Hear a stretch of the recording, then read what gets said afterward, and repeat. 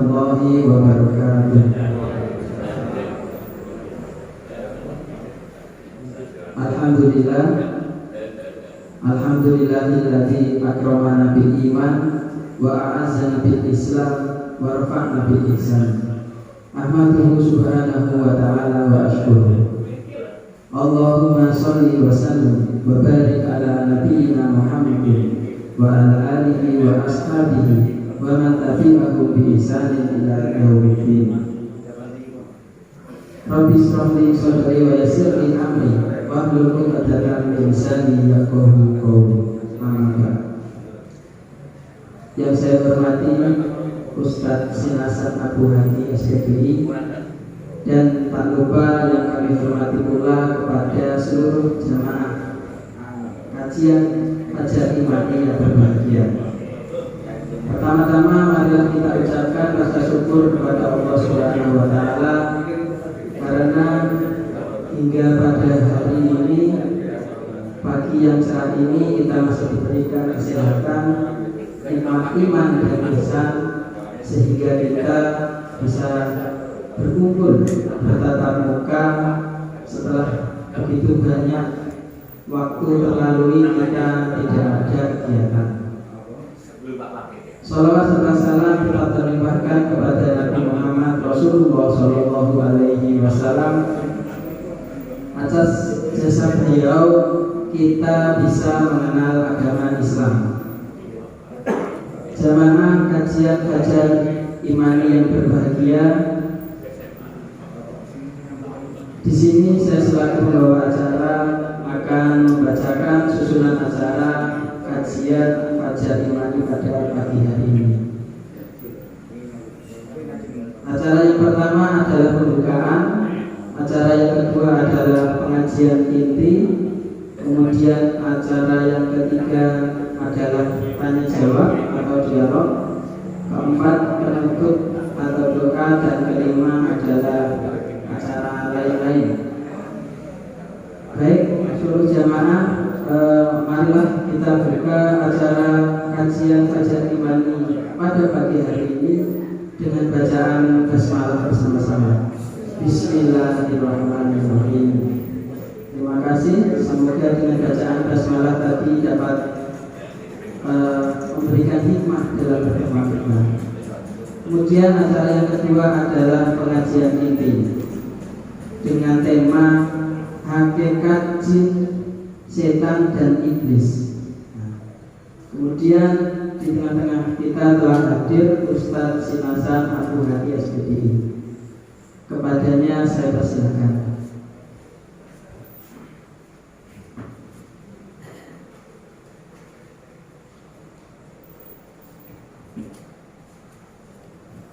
Assalamualaikum warahmatullahi wabarakatuh.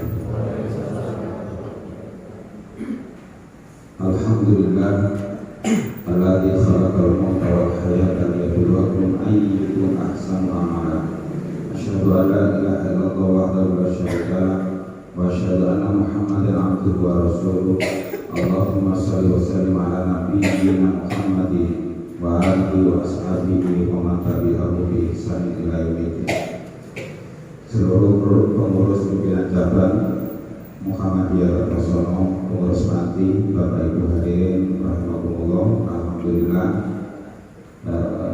dengan takdir sebab takdir dari Allah Subhanahu wa Ta'ala, saya diamanai untuk menyampaikan kajian ahad pagi di tempat ini yang rasanya itu rasa lokal. Jadi biasanya kalau lokal itu semangatnya agak berkurang.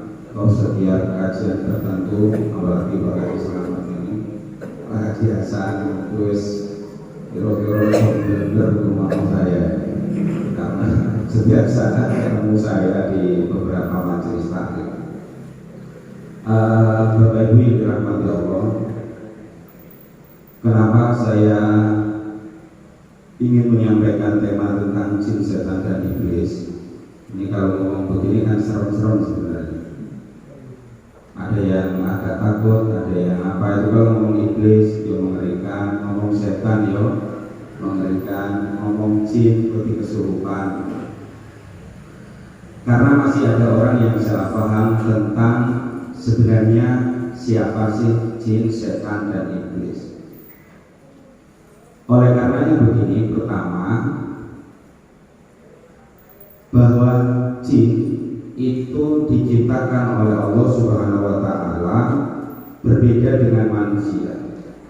Kalau manusia itu mimpi dari tanah, kalau jin itu minar dari api. Di ayat yang lain disebutkan minaris samu, dari api yang bergejolak. Dari sisi penciptaan saja, jin dengan manusia itu berbeda. Jin diciptakan lebih dulu oleh Allah, baru kemudian manusia, yaitu Nabi Adam. Nah, karena Allah menciptakan jin dan manusia, jadi jin dulu baru manusia, maka kedua makhluk Allah ini mempunyai kewajiban, beban taklif, beban syariat yang sama. Jadi saya ulangi, jin dan manusia itu terkena beban syariat yang sama. Mulai dari soal urusan beribadah kepada Allah dan yang lain-lainnya itu mempunyai kewajiban yang sama. Maka ayat yang sering dan insya Allah sudah kita hafal, wa ma khalaqtul jinna wal insa illa liya'budun. Dan tidaklah aku menciptakan jin dan manusia itu kecuali hanya untuk beribadah kepadaku. Dalam konteks ini berarti jin itu tidak ada bedanya terkait dengan hablum minallah. Apa itu? Mempunyai kewajiban untuk beribadah. Tadi sudah saya jelaskan, jin itu dari api, kemudian mempunyai taklif, beban syariat yang sama dengan manusia. Yang ketiga, jin itu menempati alam yang berbeda dengan alam manusia. Ya. Jadi berbeda dengan alam manusia. Oleh karena gambarannya kemudian adalah misalkan begini. Di dalam surat Al-A'raf ayat 27, Allah menjelaskan tentang keberadaan jin itu. Apa? Innahu yarakum wa qabiluhu. Dia, jin itu, bisa melihat kamu, yarakum berarti bisa setiap saat melihat kepada kita manusia, juga anak buahnya. Berarti jin itu sama sebenarnya secara komunitas itu mempunyai pimpinan. Cuman kita belum pernah tahu ada kabar di Quran dan hadis bahwa jin melaksanakan pilpres. Belum, tapi ayat ini mengisyaratkan innahu, sesungguhnya dia yang bisa melihat kamu wa qabiluhu, juga anak buahnya. Berarti ini menunjukkan jin itu memang punya komunitas, punya wilayah tertentu. Jadi tidak bisa kemudian jin Jawa itu keluyuran ke Timur Tengah, di sana kemudian melakukan tindakan seenaknya saja. Makanya saya pernah ketemu dengan di ketepatan guru saya, dosennya, profesor itu guru saya di Surabaya. Itu pernah mengatakan begini, di Jawa Timur ini komunitas terkuat dari jin itu mulai dari Jombang sampai Mojokerto. Saya nggak tahu, jenengan nggak usah protes, senang ngomongnya. Jenengan protes juga ada, kalau jelasnya ya apa. Tapi yang jelas jin itu ada persoalannya. Siapa yang menolak keberadaan jin itu artinya menolak keberadaan apa yang menjadi ketentuan Allah, bahwa jin itu juga diperintah untuk beribadah. Maka wajib hukumnya kita mempercayai jin itu ada. Jadi kalau ada orang ngomong dengar nanti itu harus jin, hari gini kok masih percaya dengan jin, ini gak tahu ngaji uang ini. Ya karena bisa ada di mana saja. Nah, keberadaannya kemudian ya roh pun bisa melihat kamu. Nah, kebalikannya adalah min haitsu la tarawnahum, dari tempat yang kamu tidak bisa melihat eksistensi keberadaan jin yang asli. Oke? Jin bisa melihat kita kapan saja dia mau, tentu sesuai dengan keadaannya dan situasinya. Tapi kalau manusia tidak bisa melihat jin secara hakiki, hakikatnya jin yang terbuat dari api tadi, nggak bisa. Jadi kalau ada orang ngomong bisa melihat jin, hakikatnya jin, aslinya jin, itu berarti bertentangan dengan Al-A'raf ayat 17. Ya, Al-A'raf 27, maaf, Al-A'raf 27. Karena Allah jelas memberitahu begitu. Mereka bisa melihat kita, kita tidak bisa melihat mereka. Tapi semua sepakat yang dimaksud tidak bisa melihat secara aslinya. Maka bagaimana dengan orang yang katanya mampu melihat jin? Berarti jin itu sudah, ya, apa istilahnya? Minggu-minggu, atau sudah membentuk makhluk lain dengan izin Allah. Karena jin itu terkategori makhluk gaib nisbi, gaib tapi nisbi.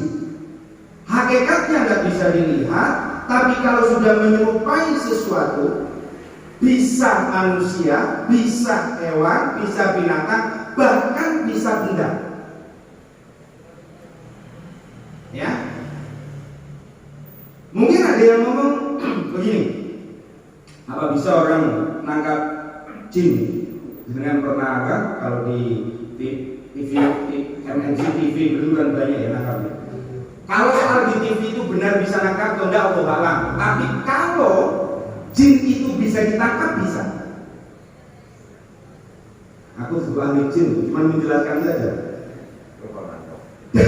Dari mana dalilnya? Masih ingat kan? Ada sebuah hadis ketika Rasulullah itu masuk ke dalam masjid, kemudian di situ ada orang yang sedang beribadah, walaupun ada yang menyebutkan hadisnya itu dhaif, ya. Maka kemudian Nabi Muhammad melihat di situ ada jin mau menggoda orang yang beribadah. Maka kemudian ditanya kan oleh Nabi itu di tiang masjid. Seandainya tidak ingat kepada doanya Nabi Sulaiman, karena Nabi Sulaiman pernah berdoa, ya Allah jangan ada setelahku orang yang menguasai jin seperti saya. Karena adabnya, sopan santunnya Nabi Muhammad itu, ya wis lah, dilepas. Seandainya enggak, sahabat akan diperlihatkan, walaupun tentu bukan bentuk aslinya. Jadi kalau suatu waktu kok sinasan itu ngomong nyekel jin tak lebok ning botol suri 5, nah itu jenengan yakin gak betul ya? Ya, tapi enggak. Kalau saya tak punya kemampuan begitu ya. Nah, dalam poin ini kita sudah mengetahui bahwa hakikat jin itu adalah makhluk Allah yang diciptakan dari api, mempunyai alam berbeda dengan manusia, sehingga orang biasa menyebut dengan istilah makhluk halus, mempunyai alam tersendiri yang mereka bisa melihat kita kapan saja, di mana saja, tentu sesuai dengan keberadaan mereka masing-masing, dan kita tidak bisa melihat aslinya jin. Jin bisa dilihat kalau sudah menyerupai, bahasa Jawanya mimbo, begitu. Makanya kalau jenengan mungkin pernah ditemui itu oleh makhluk yang jenengan nggak kenal, karena jin ini ternyata pinter. Lek sing dibutuh iku wong api-api terus jenengan iki yo macake macak syekh, macak habib, macak kiai, macak ustaz. Ya. Nanti saya jelaskan bedanya jin dengan malaikat kalau menemui jenengan ya. Karena jenengan boleh jadi sebenarnya pernah ditemui kedua-duanya. Boleh jadi. Cuman jenengan nggak besok nggak mau. Ya. Itu. Baik, saya jelaskan saja kalau begitu. Contohnya begini, ada kisah nyata di Nganjuk, orang yang menemui saya setelah sholat Jumat. Dia membawa keris yang keris itu kecil sekali, seginilah kira-kira panjangnya sebiji saya itu, tipis gitu. Ya bentuknya keris, betul keris. Dia dapat malam Jumat pulang kerja jam sekitar 12 lebih di sebuah jembatan, tidak usah saya sebut tempatnya. Saya khawatir dengan nanti topon yang boleh keris.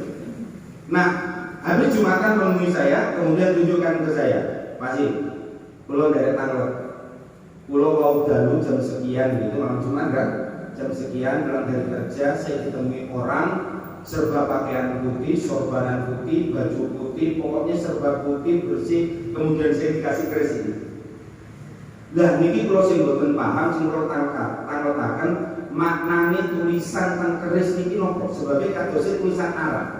Betul lah saya lihat di keris itu bertuliskan yang agak jelas itu di sebelahnya bertulis La ilaha illallah, yang sebelahnya itu Quran Karim.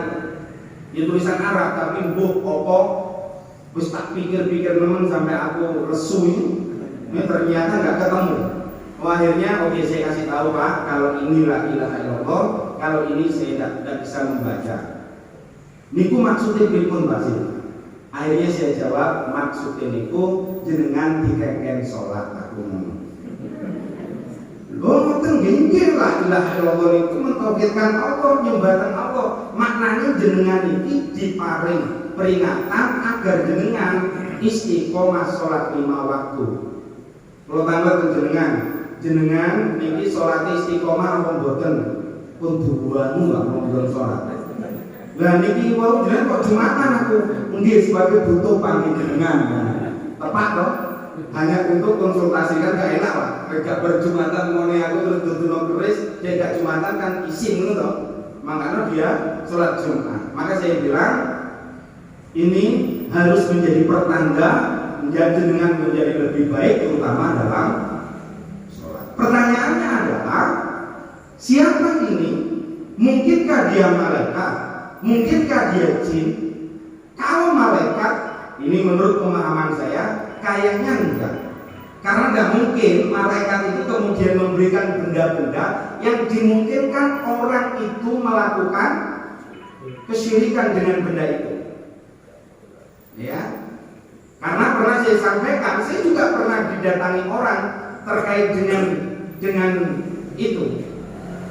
Tapi kalau ini jin mungkin.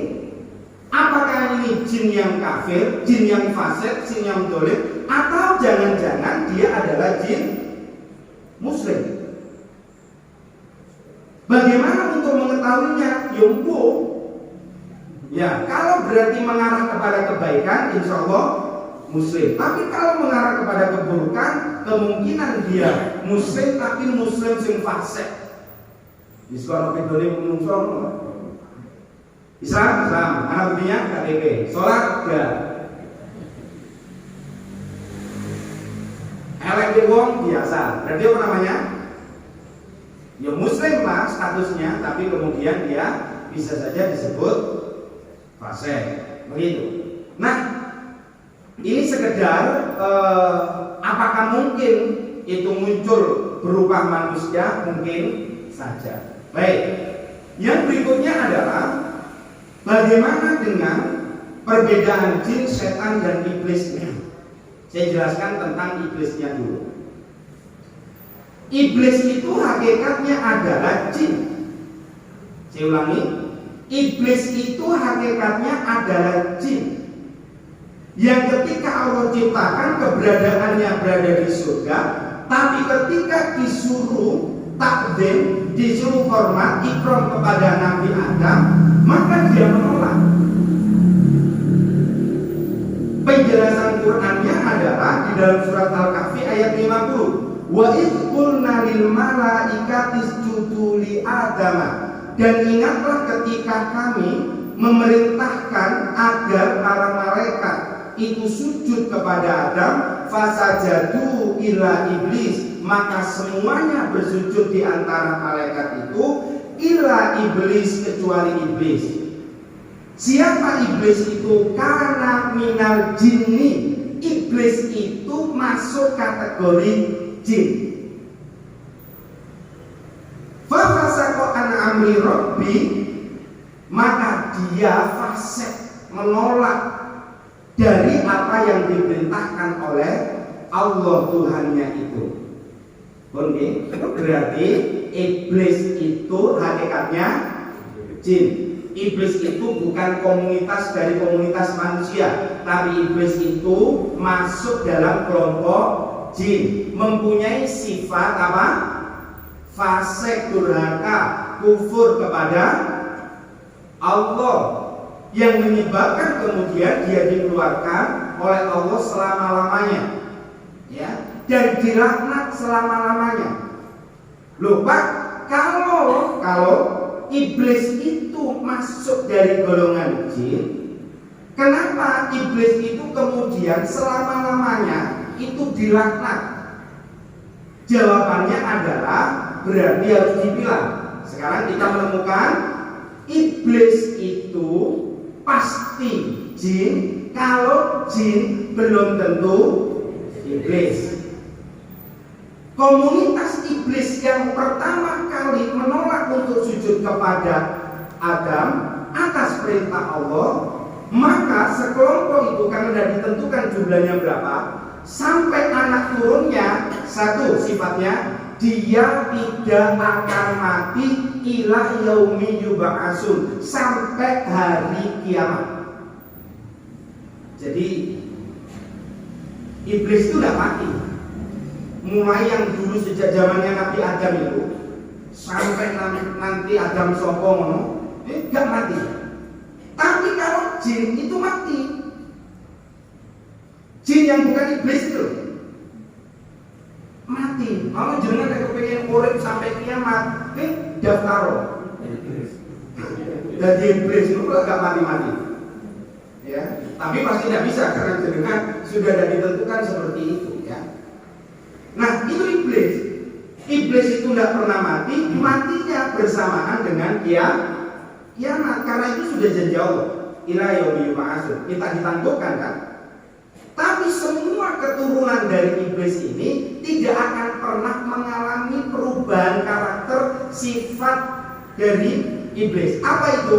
Durhaka, menolak perintah Allah, melawan kepada Allah, sombong, yang terakhir adalah akan merusak manusia dengan cara menggodanya melalui berbagai macam cara.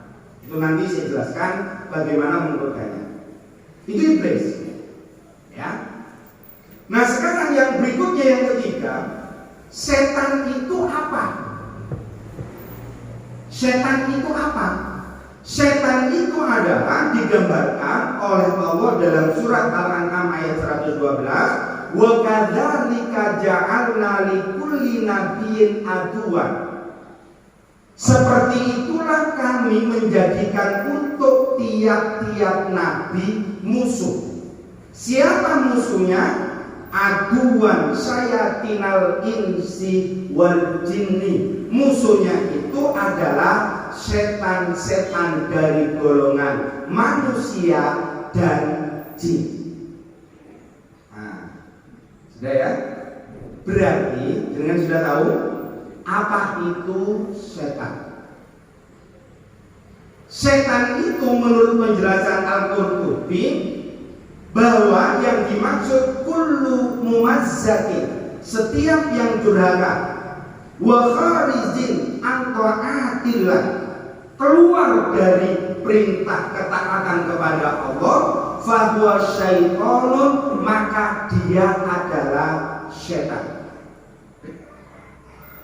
Berarti kesimpulannya, setan itu bukan makhluk tertentu, tapi setan itu sifat yang melekat pada dua makhluk yang bernama manusia dan jin.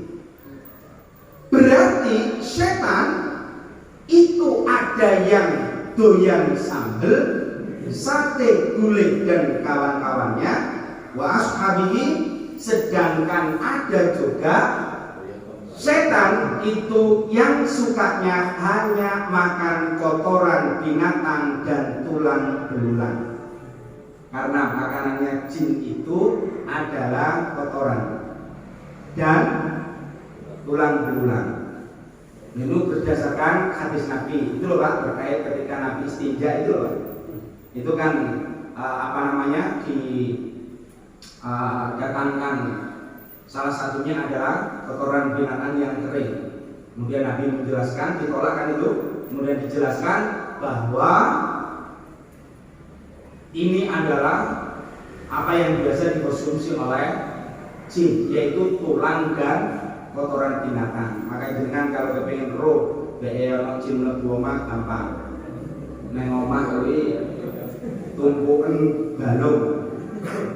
Golek ropak itu ada dua kemungkinan. Satu itu tikus, nomor dua kucing, nomor tiga adalah memang jin.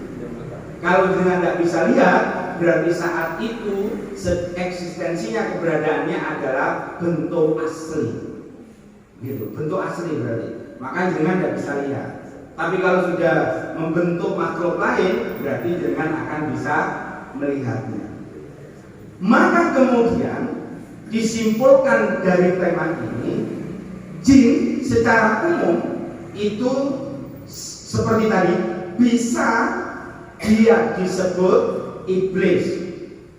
Jin juga bisa disebut setan. Tapi jin tidak mesti setan, ya kan? Setan juga tidak mesti jin. Tapi kalau iblis sudah pasti jin, gitu ya. Sedangkan setan itu sendiri adalah bisa jin, bisa manusia. Mempunyai dua karakter. Apa? Satu, mumazzakin. Apa itu? Durhaka kepada Allah. Durhaka kepada Allah dan Rasulnya. Berarti kalau ada jin durhaka, berarti statusnya waktu itu dia adalah setan. Tapi karena jin itu mempunyai sifat seperti manusia dalam ketaatan, yazid wa yanqus, imannya bisa berubah-ubah, fluktuatif, melihat situasi dan kondisinya. Mungkin saat ini jin itu setan, tapi 1 minggu lagi itu karena ketemu yang soleh, maka dia berubah. Dulu mungkin preman di antara jin, tapi karena mengalami perubahan, ketemu teman-teman tertentu yang soleh, maka berubah. Boleh jadi dia kemudian pun jadi mubalik di kalangan jin, punya pondok pesantren. Menungso kan kalau dia saatnya tidak taat durhaka kepada Allah, berarti statusnya apa?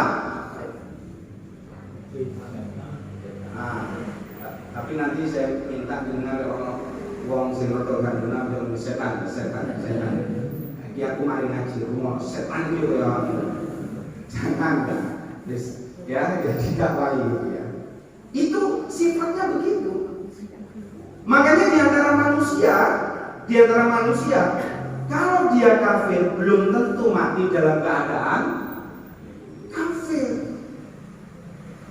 Tapi orang yang sejak kecil dia muslim belum tentu juga mati dalam keadaan muslim. Kan banyak kasusnya. Ada orang yang muslim durhaka kepada Allah, tapi lama-lama baik sampai akhirnya meninggal dunia. Insya Allah husnul khotimah. Ada yang baik di pertengahan berubah, maka kemudian bisa suul khotimah. Jin yang bukan iblis itu seperti itu.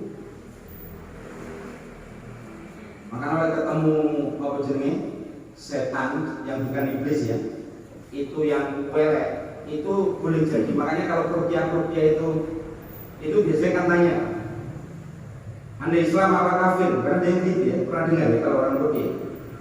Kalau dia menang, ayo masuk Islam, itu maksudnya bukan iblis loh Pak. Kalau iblis raiso di otak-atik, itu tadi itu setan. Gitu. Tapi kalau dalam Quran dan hadis menyebut setan kadang yang dimaksud iblis, menyebut iblis kadang yang dimaksud setan. Karena ketika menjadi setan yo koyo iblis, kan begitu. Ketika dia iblis yo podo jane karo setan. Cuma perbedaannya mati karo gak bisa berubah dan tidak. Itu kan iblis dengan setan. Tapi karakternya sama, durhaka, membangkang, mokong, tidak mau taat kepada Allah dan Rasulullah. Itu pun berarti kita ini dimungkinkan saat tertentu menjadi. Makanya almarhum Kiai Haji Ahmad Dahlan ketika kondisinya kurang sehat mau ngaji itu dihalang-halangi oleh istrinya Nini Walida Dahlan. Itu beliau mengatakan kowe ojo dadi setan sing nomor loro. Tahu maksudnya bojone di ngono maksudnya yo kowe lek ngalang-alangi yang kurang ngaji jadi kowe ngono ibu. Alane bapak-bapak Dek anu akar pagi. Padang ora usah. Kok kan ngaji sinasan wis biasa. Kan tuan ngomong, ya jadi setan sing merur. Tak rupiah kau. Alhamdulillah minasyaitonir rajim. Ya. Loh kan begitu memang. Berarti apapun dan itu bisa melekat kepada siapapun. Dan perubahannya sifat itu bisa hitungan detik. Sekarang jadi setan, tiba-tiba dia kan berubah.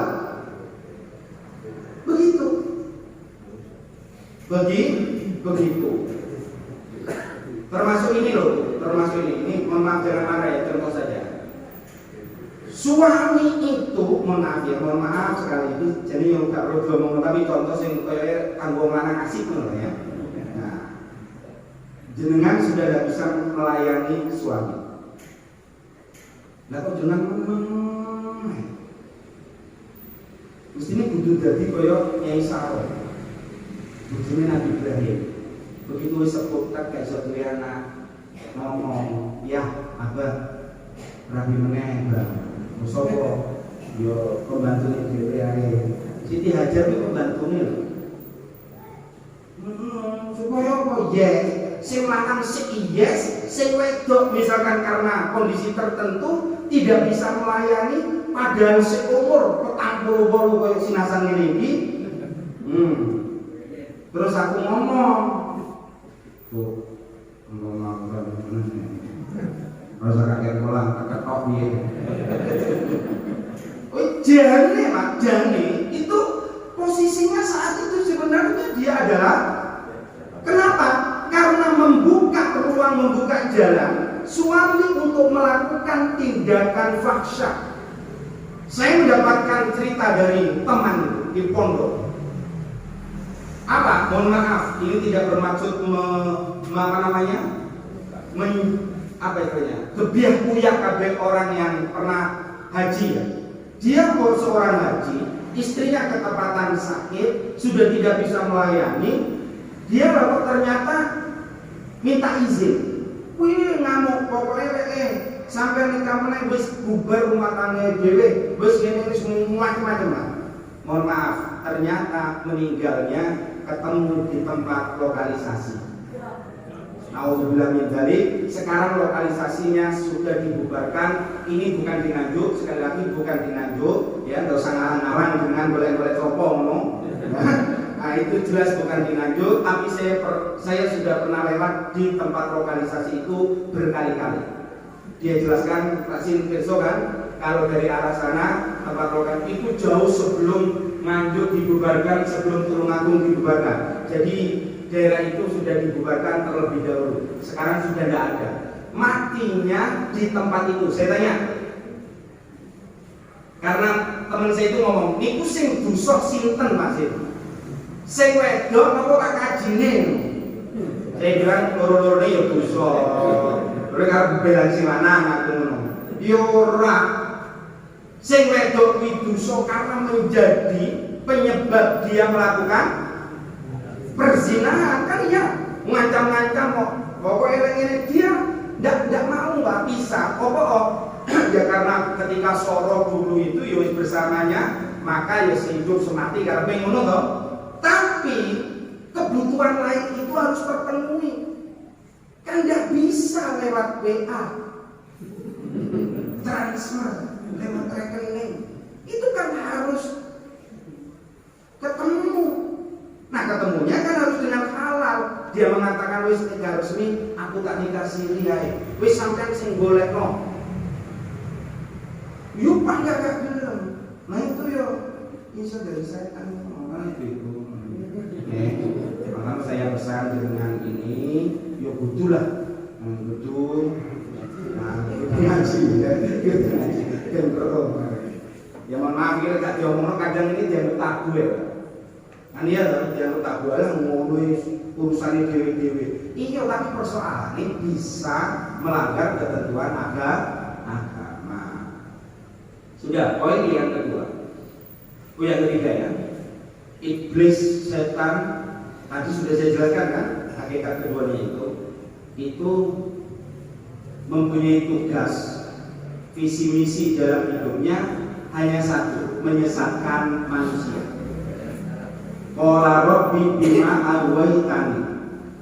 Iblis itu ngomong, wahai Tuhanku, sebab Engkau telah menyesatkanku, la uzayyiyanna lakum fil ardi, sungguh aku akan menjadikan indah segala bentuk maksiat yang ada di dunia.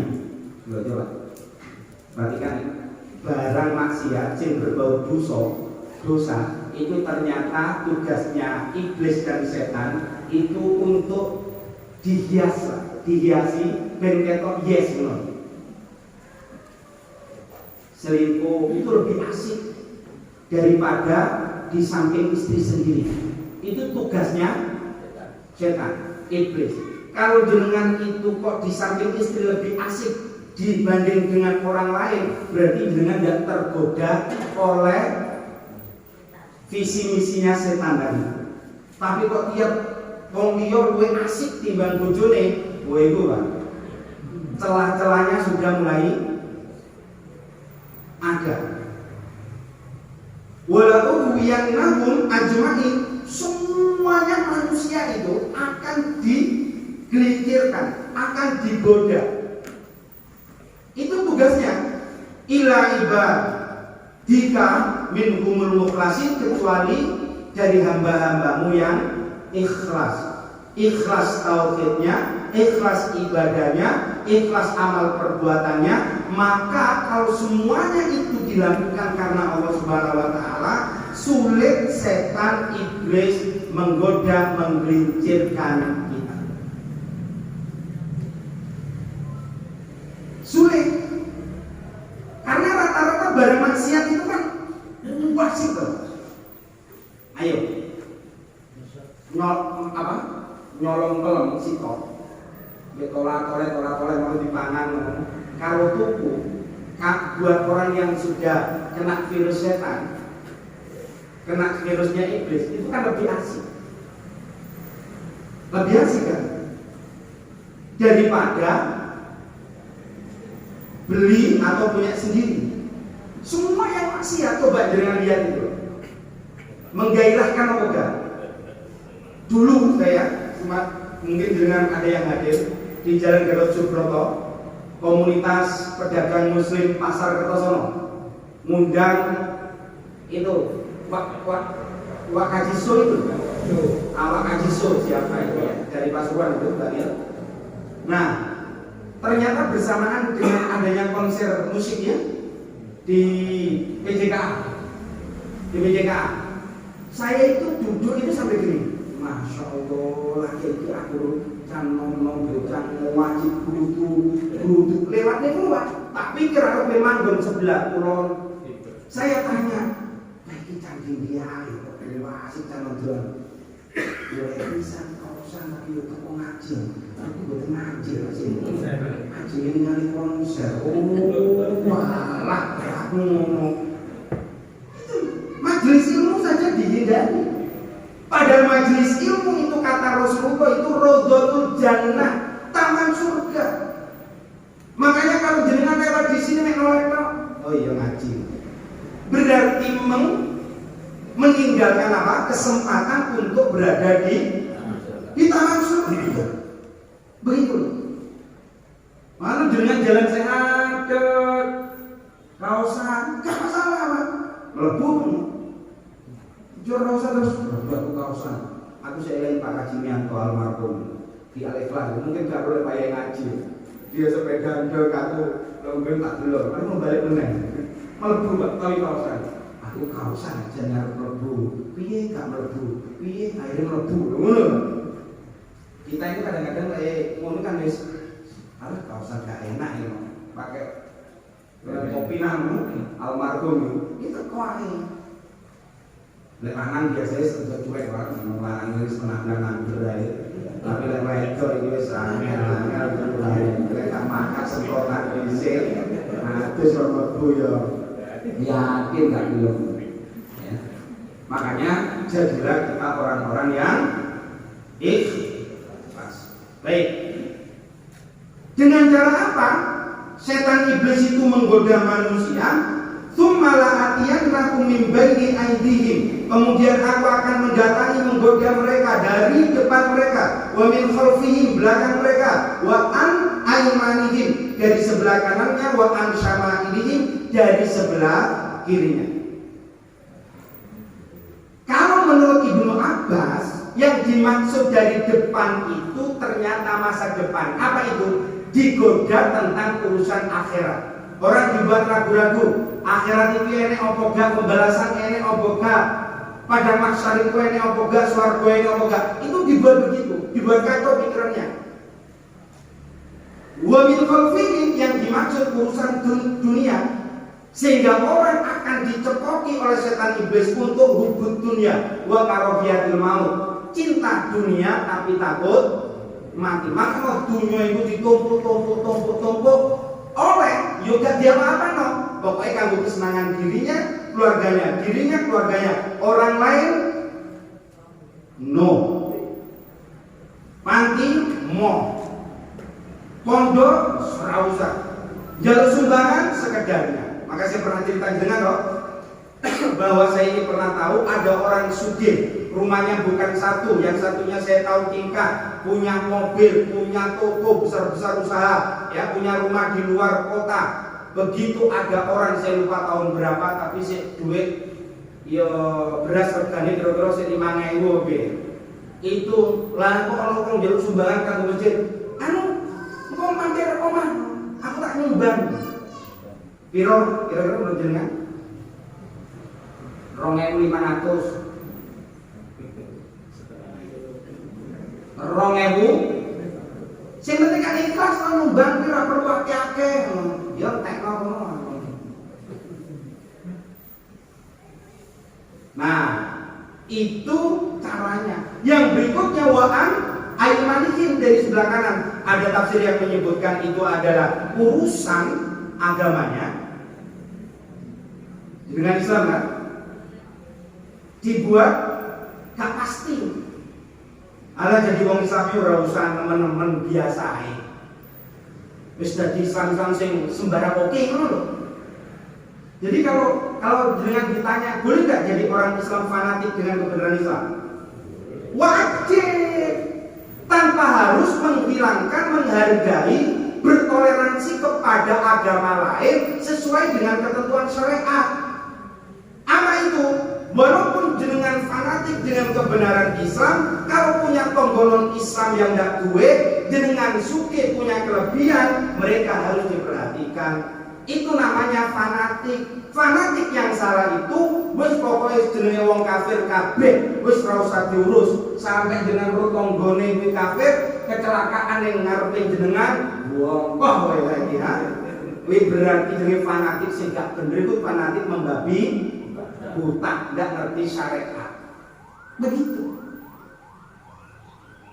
Kalau dari kiri, wa'an sama ini cara godanya itu dari berbagai macam tadi itu. Kemaksiatan dikelola sedemikian luar biasanya sehingga menjadi indah dan manusia menjadi senang. Dan itu sudah terbukti bisa melalui apa saja. Berikutnya, poin berikutnya. Kurang 10 menit masalahnya. Poin berikutnya adalah jin itu ternyata seperti saya sebutkan tadi, itu ada yang kafir, ada yang muslim. Makanya itu pernyataannya jin sendiri di dalam surat jin, misalkan di ayat 14, wa anna minna al-muslimuna, sesungguhnya kami ini ada yang muslim. Wa minna al-qasituna, di antara kami juga ada yang menyimpang dari itu. Maknanya berarti tidak Islam. Sing ngomong sapa jin dhewe. Bahkan soal kesolehannya ada. Wa anna minna sholihun, di antara kami ada yang soleh. Wa minna duna dzalik, di antara kami juga ada yang fasik. Ada yang tidak soleh. Berarti ya dia Islam lah, tapi nggak soleh kan? Tadi itu ada yang muslim, ada yang non muslim, begitu. Kalau nilainya bagaimana? Ya Allah a'lam. Makanya kalau sekarang ini misalkan ada jin ikut ngaji kita, boleh jadi. Tapi untungnya dengan kan nggak bisa melihat toh. Kalau dengan bisa melihat itu soro uripin jenengan. Lah kok soro jenengan arep longgo bingung. Malah kan dengan pernah tahu kan ada orang begitu? Belum pernah ya? Di luar sini nanti tanya saya siapa orangnya, saya kasih tahu. Mestinya Pak Haji Jarwo itu mestinya, ya, mestinya Pak Uang itu bener Pak, sampai pernah minta diruqyah supaya dia nggak bisa melihat setiap saat itu. Dia vulgar. Kalau masuk itu ujung-ujung ini dia. Itu bukan melalui proses ilmu loh Pak. Orang kok ngelakoni wiridan ngono, ndak nyembuh wis kowe ngono. Aku gak ro asal usulnya. Asal, tapi ada, dan orangnya masih hidup sekarang, masih hidup itu, dan itu orang kabupaten Nganjuk, wedok misalnya, iya gitu, wedok Pak, enek lanang yang ngono Pak, ya orangnya masih muda, sekarang tidak hidup di Nganjuk, itu begitu, ya, begitu. Makanya ya ada yang soleh dan makanya kalau sekarang ini misalkan ada yang ngaji, dengan tidak usah ngomong Pak. Almarhum Kiai Mustaqim, pakdenya bersipul itu, ya. Pakde apa pakde? Pakde ya betul kan? Almarhum Kiai Mustaqim itu ketika ngaji di ustadz muda itu sering kata guru muda itu sering kono. Di santri ini yang tawadhu wis meneng ae cuma tanda tanya jadi Pak Yesopo sing ngalir. Tapi akhirnya ada yang memberanikan diri tanya, ya jenengan itu kok sering pas ngajinya kita itu sering mengatakan mikir jadi kono atau munduri. Itu sing dengan maksud sinten? Kan khawatir dia naruh satu muda itu kan. Kok gak enak agak disebut jenenge. Oh alah, kuwi jin lho kan ngaji. Tapi boleh cerita-ceritanya awakmu khawatir kudu awakmu iki awakmu awakmu ini malah takon mundur aja nek ngono. Berarti jin itu yang melu ngaji, ya. Itu almarhum dia Mustaqim begitu, ya.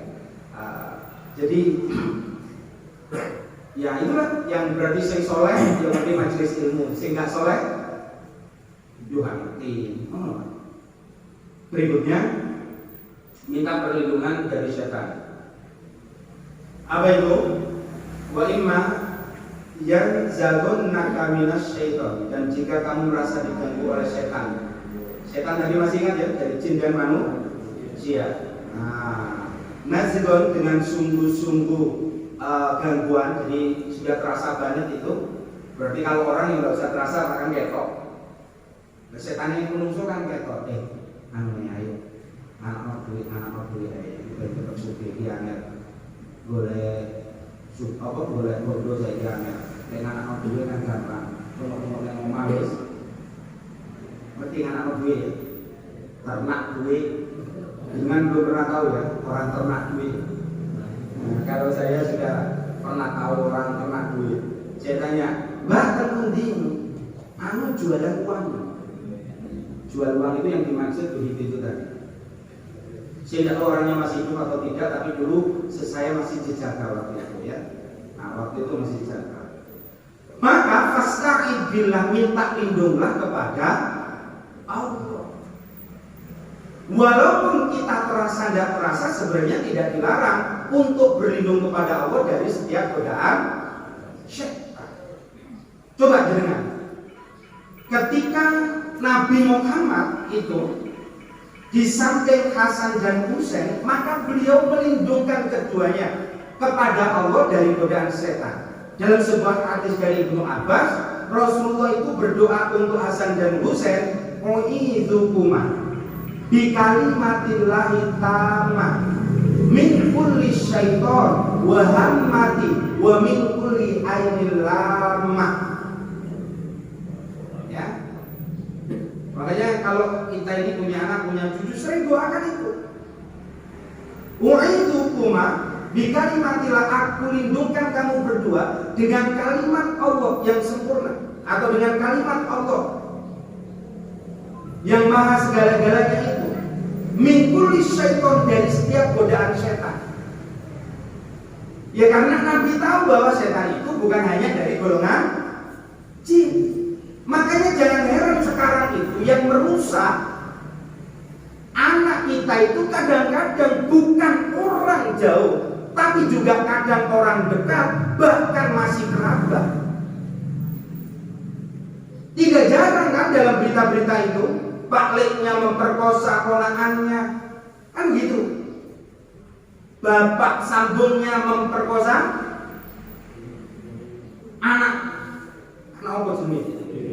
Anak tirinya, bahkan bapak sendiri, bahkan anak menggauli ibunya sendiri. Saya di Nganjuk ini oleh Kanit Serse siapa Bu Sumatera. Oh betul, dari sini. Saya pernah di Tujuno itu. Saya kan pernah melakukan roadshow se-Kabupaten Nganjuk di SMP, SMA dan SMA di madrasah itu bersama dengan beliau. Itu cerita saya, Ustaz. Dia cerita macam-macam. Aku bengkal di ruang ini. Umpama zaman dulu tak jual siro ini. Cuma lesak ini guys. Apa kata dia? Maksud ada ibu punya anak perempuan di kerjain oleh suami sambungnya itu, ketika ditanya oleh bu ibu, jenengan apa mboten pirsa? Dijani pirsa. Lah kok timbarno? Lah mangke kula mboten diparingi nafkah ya kali pake. Nggih kula mbarno suwe antok. Wis setan karo kabeh to iki. Nggih mboten. Kalau anaknya legowo ya berarti setan, tapi kalau enggak ya berarti bukan. Kalau dari golongan-golongan jin itu budone itu, Pak. Itu kan saiki wis rada kapate akeh koyoke. Nggih to? Sebabnya wis kala eksis karo menungso. Koyoke.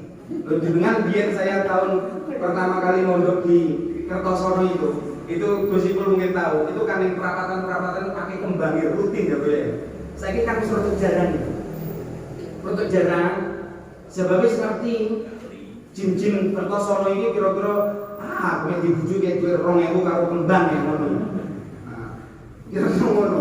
Makanya wis gak pate eksis ngono ya. Kira-kira begitu. Ini guyon ya, tapi jin tetap ada ya, tetap bisa menggoda manusia. Tapi setan dari golongan manusia itu ternyata sekarang lebih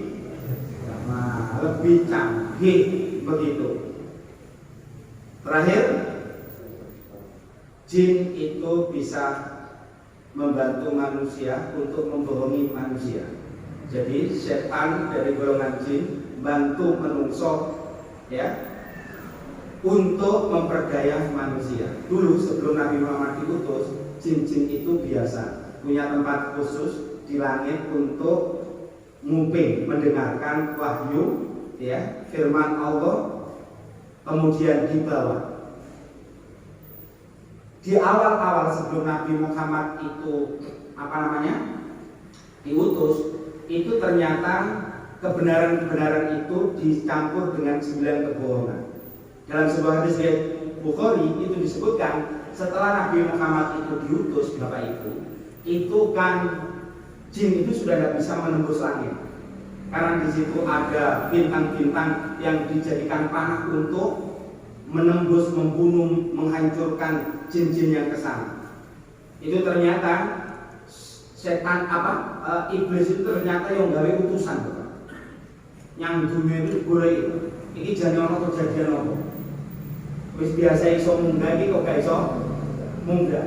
Digoleki dalam hadis itu ternyata ditemuilah Nabi Muhammad pas sholat di antara dua gunung di wilayah Mekah. Wow, ini sing dari penyebab kunci pintu langit tertutup kami tidak bisa. Iya, tidak bisa nembus.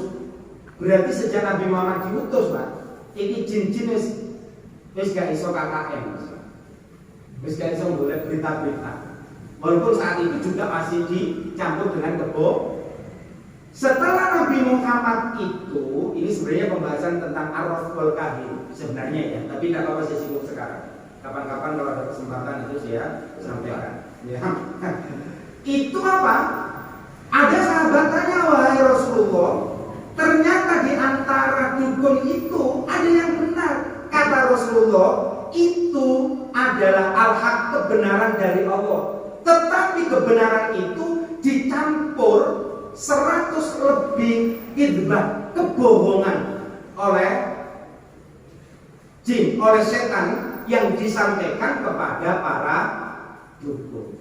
Jadi jin itu ternyata ya, setan itu ya kolaborasi deh menungso. Makanya ya tim-tim suksesnya itu banyak. Tim suksesnya banyak.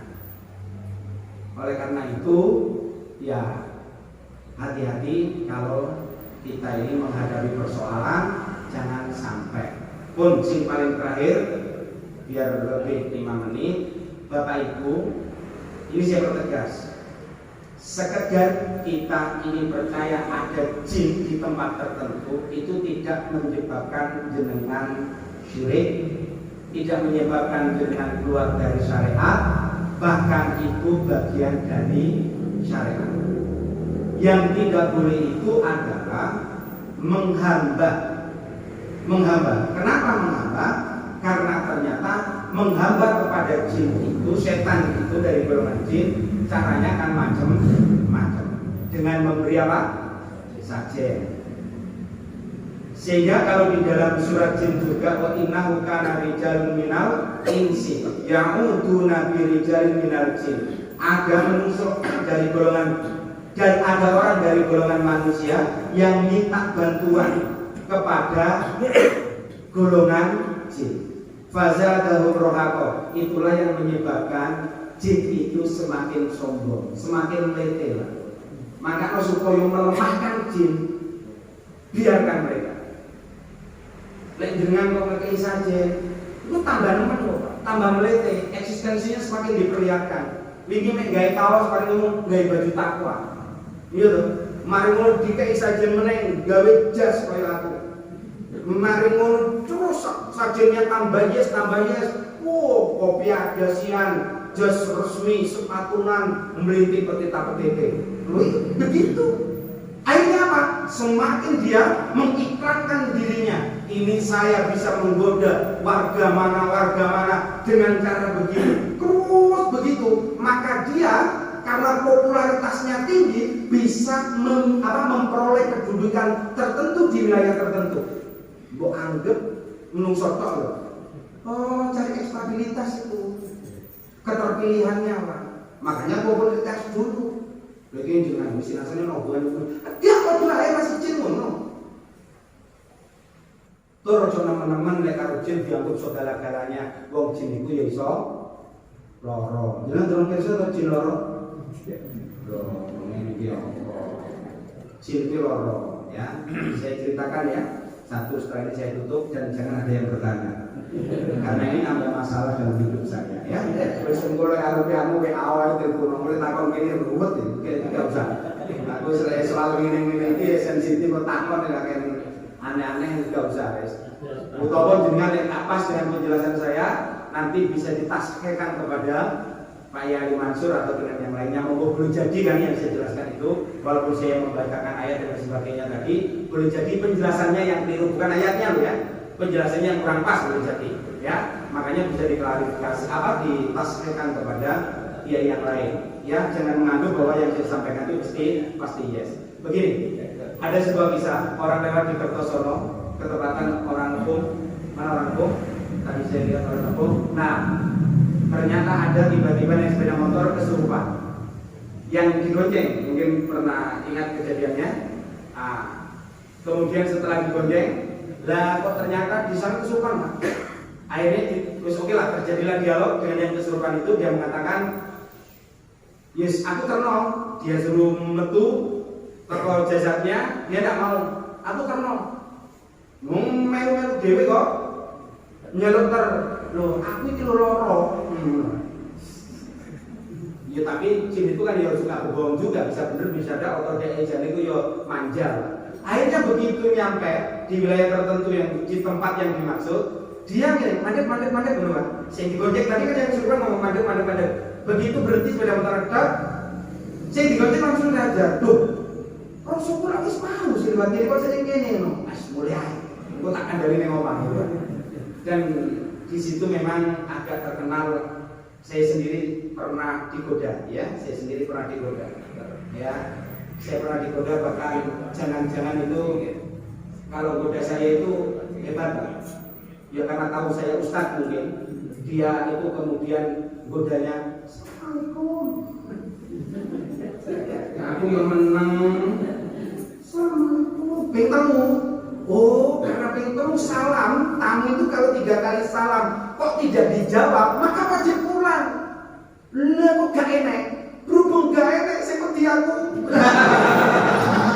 Akhirnya saya ini yang di pondok itu kemudian saya itu wedi sekitar malam Jumat. Saya kemudian keluar dari kamar karena waktu itu libur, saya tidak pulang. Kulo rajin tenggene Pak Jafar. Pak Jafar tasik melani.